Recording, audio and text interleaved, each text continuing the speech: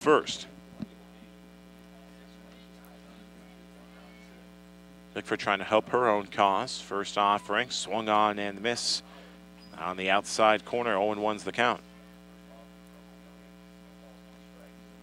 We'd hope this afternoon you could see some of the other Leathernecks get some at-bats in this non-conference affair. Trammell's 0-1 offering is high on the outside corner. 1 ball and 1 strike to the Maquoketa, Iowa native. Here's the 1-1. Bickford pops it up as Galitko went on contact. That will be caught by the second baseman, Calissimo. That ball had a lot of hang time going towards shallow center field. The left fielder, number 24.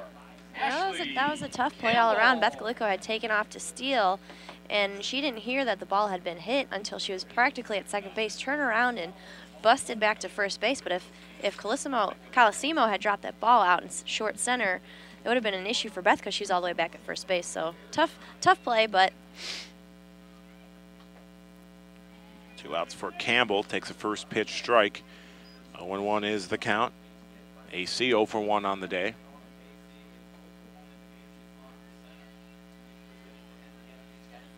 The 0-1 on the way to Campbell. Jamilian throws a ball just on the outside edge. 1 ball and 1 strike. Campbell popped out to the center fielder, Parrish, in the first. 1-1. That's a hard hit ball. Left center field. This has a chance at the track the wall. Goodbye. Home run. Ashley Campbell. Another 2-out base hit for the Leathernecks.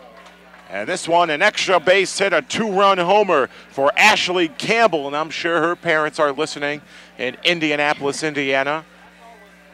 Campbell with her 3rd home run of the season.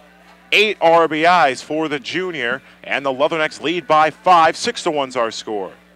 You know, great job hitting on that pitch. The wind was actually blowing out to right field, so she really got a hold of that one to drive it out all the way to center field. That ball, as soon as it hit the bat, it just had the distance again. If you can hit one into the outfield this afternoon, it has the opportunity to get out of the ballpark the way the wind has been gusting here in Macomb this afternoon. And that's great to see. You look at the bottom of the order for the Leathernecks this afternoon.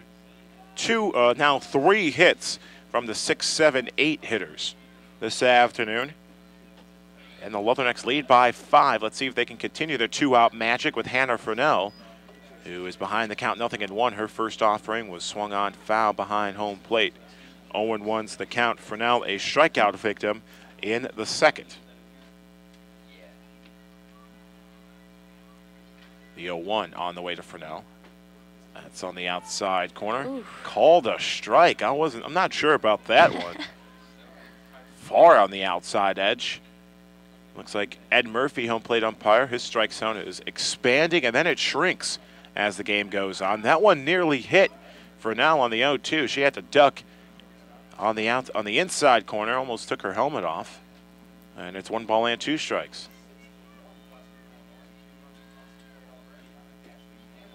1-2. Good eye by Fresnel. That's up high for a ball. 2 balls and 2 strikes. The count's even. Nobody on 2 outs. Nikki Marinak's on deck for the Leathernecks. 2-2. Good job by Fresnel extending the at-bat. That ball goes foul. And the count stays at 2-2.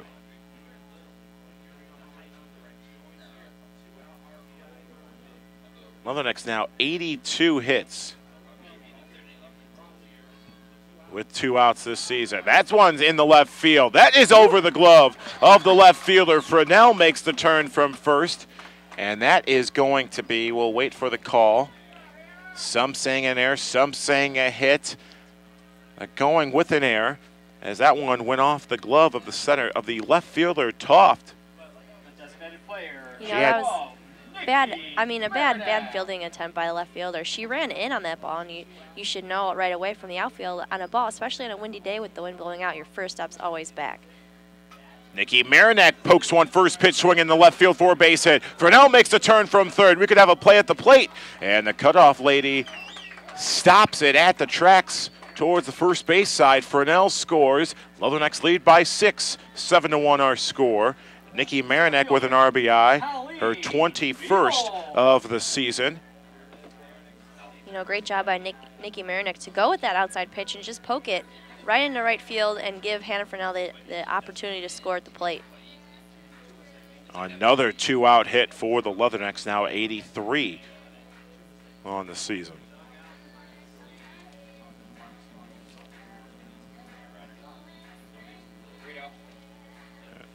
We will have a courtesy runner coming in for Nikki Marinak. The senior Michelle Prito will run for Marinak with 2 outs.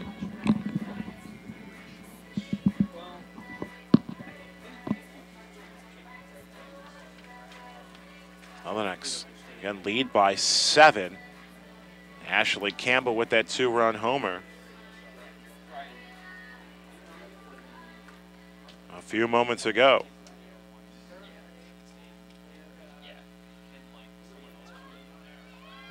First pitch is a bunt applied by Biebel. That goes foul down the first base line, rolling foul. Thoughts on that one, Ferg? You know, I think Colleen is really working on her bunting attempts right now. You know, she didn't get that sacrifice down at her first at-bat. Her last at-bat, she also struggled with it too. I think she's really trying to work on that here. And like you said, you know, you're not in conference games. Your time to really work on the kinks. So, you know, props to her for continuing to trying to go for that bunt. The 0-1 on the way to Biebel. The infield's in. That's up the middle towards the circle. Jamel's throw to first is in time.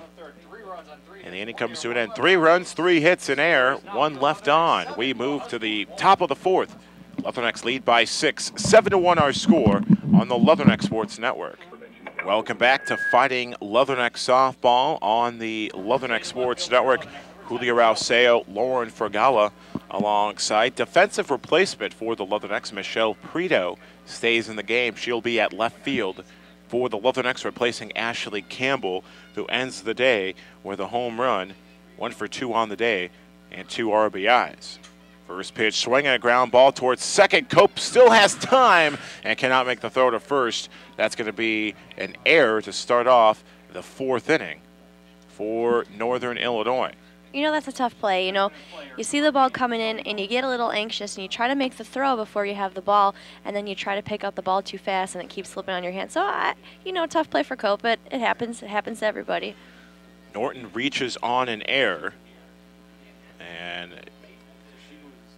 here's Shelby Miller, who grounded into a 4-3 double play. First pitch swing, and that's popped up. It stays in the infield, and Jamie Goss makes the catch. Jamie, I think the wind played a little factor in that one. Goss almost made the catch near the dirt. Yeah, that was interesting. I'm not quite sure how she held on to that one. She ended up backhanding that ball when it should have been right over her head. But like you said, wind probably played a factor, but at least she caught it.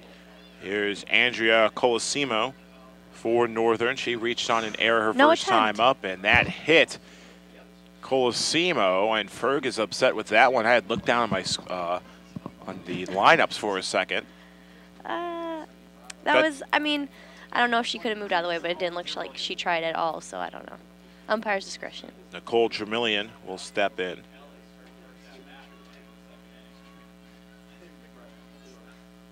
Jermillion grounded into the third baseman, Megan Kelly, her first time up. Jermillion squares the butt, takes a strike. 0-1 is the count. Great job by Hannah Fresnel on that play, with Megan Kelly charging in. Fresnel immediately went to cover the bag at third. Here's the 0-1. That's on the outside corner. And the count's even at 1 ball and 1 strike. You know, Julio, I'm really surprised in this situation that they're going to have their girl bunt with 1 out to advance runners to second and third. So you have runners to second and third with 2 outs. Even if they both scored, it'd still be a 4-run ball game for us. Swung on and missed on the 1-1 offering. Somewhat of a defensive swing by Jermillion. And it's 1 ball and 2 strikes. Again, Leathernecks lead by 6 here in game 1. Here's the 1-2. That's a chopper down the third baseline. That goes foul. Count stays at a ball and 2 strikes.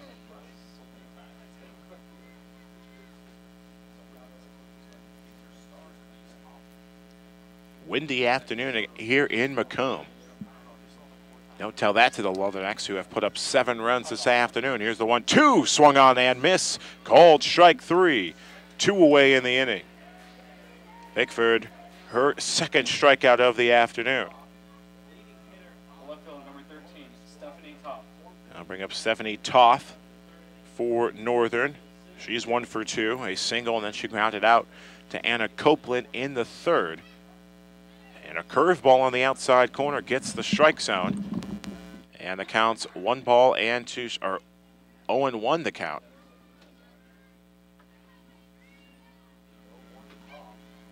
The 0-1, that's on the inside edge, low, and the count's 1 ball and 1 strike.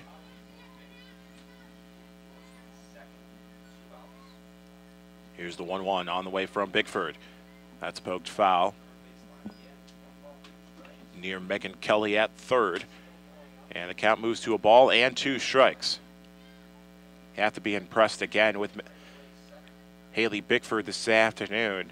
Several times in this ball game, Huskies have threatened, and she's been able to get out of the inning. 1-2 towards the circle. Bickford's throw to first is in time, and yet again, Haley Bickford gets out of another jam. We move to the bottom half of the 4th. Leathernecks lead 7-1. The Huskies leave 2 runners on the base paths. And like you said, Julio, Haley does a really great job of getting herself out of jams. She stays really relaxed out there, and she lets her defense work. She doesn't get too into her head and psych herself out. She does a really great job out there, fighting it off, getting out of an inning, no problem. So we move to the 4th. Leathernecks lead by 6. 7-1 our score on the Leatherneck Sports Network. This broadcast on the Leatherneck Sports Network is being brought to you in part by Yellow Book. Yellow Book, find all your local business needs through Yellow Book. They're on the web at www.yellowbook.com. That's yellowbook.com. Contact them by phone at 1-800-YB-YELLOW. That's 1-800-YB-YELLOW. Yellow Book, a sponsor of Western Illinois Athletics and the Leatherneck Sports Network. Now pitcher for the Huskies, number 14, Whitney Owens. Sign Maker of Macomb is the official sign maker of Western Illinois Athletics and a supporter of this game's broadcast. They have the capability for printing on anything from banners to t-shirts and even vehicle lettering. Steve at Sign Maker has been serving Macomb for nearly 30 years. Sign Maker of Macomb's website is www.signmakerofmacomb.com. All one word, signmakerofmacomb.com.